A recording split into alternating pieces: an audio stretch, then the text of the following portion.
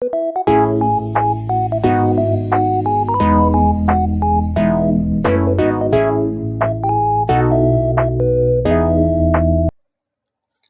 hello everyone. So this is the discussion for the General Ledger and Reporting System.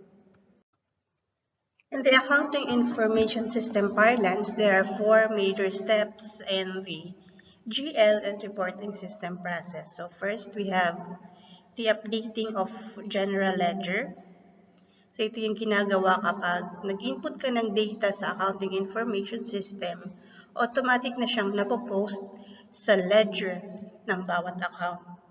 So at the end of our reporting period, for example monthly, mag-generate ka na lang, and then you post adjusting journal entries. So halimbawa may nag-generate kayo ng trial balance, merong isang account na abnormal yung balance niya. For example, yung cash nyo, instead of debit, naging credit balance. So, magbabang reconciliation na kayo, and after that, ma-identify nyo na yung necessary adjusting journal entries. And then, after adjusting journal entries, mag-generate ulit ng trial balance for the preparation of your financial statements, which will be the basis in preparing managerial reports. So, that's the general procedure or the process in the general ledger and reporting system. So here we can see a diagram ng ating general ledger system. So this is the general ledger. Makikita natin ito. Updating of the general ledger. Yan. Meron tayong mga tinatawag na accounting subsystems. Ibig sabihin yung system natin sa accounts receivable, sa accounts payable, sa expenditure cycle, sa purchasing cycle. Yung mga na-discuss nating subsystems in the previous topics. Ayan, ang treasurer. Ka-update din siya in relation sa bank reconciliation process. Ito yung posting of adjusting journal entries na makikita natin ang in charge ay ang controller. Financial statements na binibigay sa external users, and produce managerial reports. Ayan. Yung budget director daw, nagbibigay sila ng budget plan, tapos ibibigay din sa managers. So here are the threats and controls in updating the general ledger. First, inaccurate updating of general ledger. So, nangyayari ito, halimbawa, nagkamali ka ng posting, mali yung na-input mong amount or account title, mali yung account title na napili mo. So, ang control, data entry processing integrity control. So, pwede kang mag-set up sa accounting system. Halimbawa, Ficelco, na kapag Ficelco yung nilagay mong vendor, automatic na ang account title na gagamitin ay electricity. Tapos, pwede din naman na ang mag-assign ka ng specific person lang na mag-aasa na siya yung mag-decide kung ano yung gagamitin na account. Reconciliation of accounts from subsidiary journals to general ledger. So ito yung example natin. Halimbawa, meron kang listahan ng mga vendors na pinagkakautangan mo, tapos i-compare mo yon sa balance na na-generate. So yung difference, i-identify and you make the necessary adjusting journal entries. Meron din tayong tinatawag na audit trail. So, ang audit trail, hindi po yan ginagamit ng auditors, kundi ng mga supervisors or managers para ma-check nila yung flow ng isang transaction. Halimbawa, merong maling entry. Makikita natin sa audit trail kung kailan nagawa, sino yung gumawa, and from there, ma-identify natin kung ano yung dapat na may correct sa inyong process or sa system. Next threat sa updating of general ledger is unauthorized journal entries. So, ang unang solusyon, access control. So, dapat merong password user ang bawat individual na gumagawa ng journal entries. Reconciliation and control of reports. Ito yung tinatawag natin ng mga counter-checking procedures. So, kailangan natin lagi na may supporting documents para na-check ng supervisors or managers yung ina-authorize nilang transactions. And audit trail. So, hindi nawawala ang audit trail. Kasi ito yung nagbibigay ng picture kung ano ba talaga yung nangyari, ba't nagkaroon ng error or mistake. Ayan, post-adjusting journal entries. So, ito yung pinaka-paborito natin sa accounting 1, di ba? So, familiar na tayo sa accruals and deferrals. Alam natin yung accruals, ito yung nagre-reflect ng events that have occurred pero hindi pa nababayaran. So, example dito, yung mga salaries payable. Yung deferrals naman, ito yung mga meron na natanggap o nailabas na pera pero hindi pa nag-occur. Ayan. So, nagkaroon na ng exchange of cash prior to the performance. So, halimbawa, unearned revenue. Estimates. Ayan. Example nito yung mga depreciation. Na kumbaga yung mga amount na nilalagay natin ay mga estimate lang. So, base sa accounting policy ng company. So, kailangan niyang i-adjust.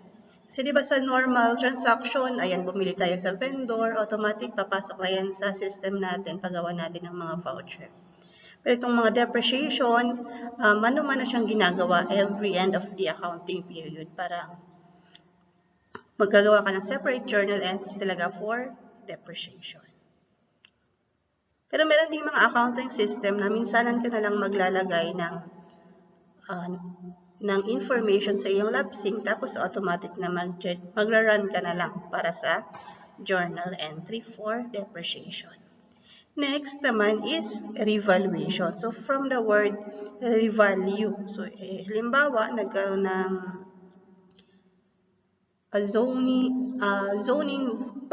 nagkaroon ng bagong zoning values ang inyong mga real properties. Ayan, gagawa ka dyan ng adjusting journal entry. So, halimbawa, di ba ang BIR natin, nagbabago ang ina-update nila yung value ng ating mga land. Ayan, so, i-revalue din natin sa ating financial statements by posting adjusting journal entries. And of course, corrections. So, kahit meron ng accounting information system, hindi talaga may iwasan na merong mga errors. And gaya ng sinasabi ko lagi, huwag nating i-hide ang ating mga errors, kundi kasi kaya naman natin gumawa ng adjusting journal entry. So, halimbawa, imbis pa lang ang na-credit mo ay BDO, ang nabawasan mo ay land bank. Ayan. So, mga errors or mistake na nako-consider through reconciliations, ayan, pwede kang mag-post ng adjusting journal entries. Hindi yung buburahin mo sa system yung original entry. So, ang dapat internal control ng accounting information system, hindi ka pwedeng mag-delete ng entry na ginawa mo. So, kung may mistake, gagawa ka ng adjusting entry. So, ito naman yung mga threats in the posting of adjusting entries. Una, ayan, nag-correct ka na nga pero inaccurate yung iyong adjusting entry.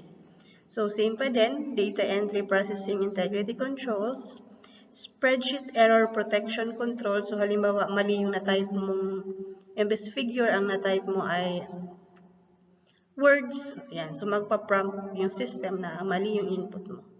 And yung standard adjusting entries natin. So, parang i-correct mo lang yung nagawa mong adjusting entries.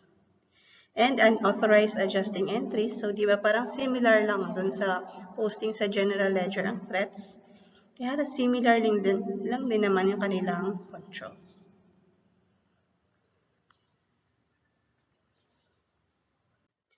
So, next we have the preparation of financial statements and produce managerial reports. And ang common threat is, ayan, mali ang financial statements. Control, ayan, integrity controls, yung ating mga separation of duties, counter-checking procedures, use of packaged software. So, ibig sabihin, isang software na sa inventory process, sa expenditure, sa purchasing, sa HR, and of course, training and audits. Fraudulent financial reporting, syempre makikita yan kapag nagkaroon na ng audit, especially external financial statement audit. Poorly designated reports and graphs. Ayan, kapag gumagawa kasi tayo ng managerial reports, kadalasan dyan merong mga graph. So, kapag hindi masyadong understandable yung mga reports, kailangan meron tayong tinatawag na responsibility accounting. So, ma-identify natin kung sino ba yung taong responsible and accountable sa bawat reports. Meron din tayong tinatawag na balanced scorecard. So, balanced scorecard, halimbawa sa mga factory na identify dyan sa isang project, ilan yung time na nako-consume, ilan yung empleyado. Sa budget naman, nako-compare kung ano yung actual versus budget, and training on proper graph design. Yan sa mga controls. So we have new standards and technology that affect financial reporting. Yung IFRS, ayan, ano na tayo? Familiar na tayo dyan. So ito yung sumusunod sa tinatawag na GAAP or Generally Accepted Accounting Principles. Tapos, meron ding tinatawag na XBRL, Extensible Business Reporting Language. So, this is specifically used for communicating financial data. So, normally, ginagamit ito sa reports for the Securities and Exchange Commission ng mga publicly listed companies.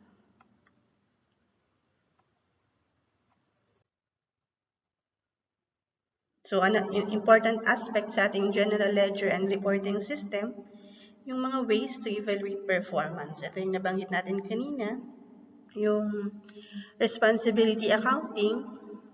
So, dapat alam natin kung sino yung manager responsible for every aspect ng ating business.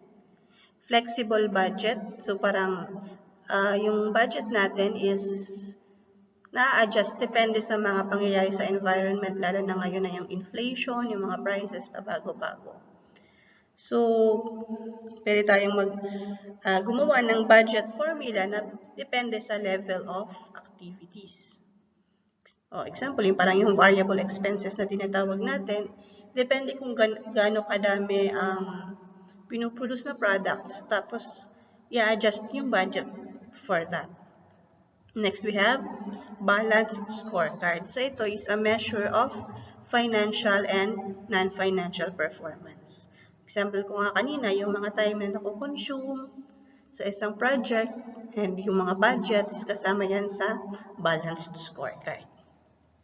And of course, isa sa mga way din para evaluate ang performance is through the use of graphs o yung tinatawag natin na data visualization. Parang isang tingin mo lang sa graph, malalaman na natin kung meron ba tayong income or kung ano yung expenses na pinakamataas, saan tayo pwede magtipid, or branch na pinaka-well-performing or poor-performing branch. So, isa yan sa mga considerations or mga ways to evaluate the performance of the company in relation sa ating general ledger and reporting system. So, sabi nga ng isang ka-work ko dati, dapat daw ang accountant alam lahat ng nangyayari sa company.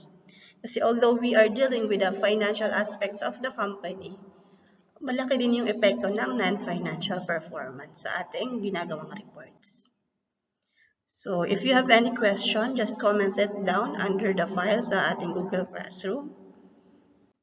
So, that's all for the GL and reporting system.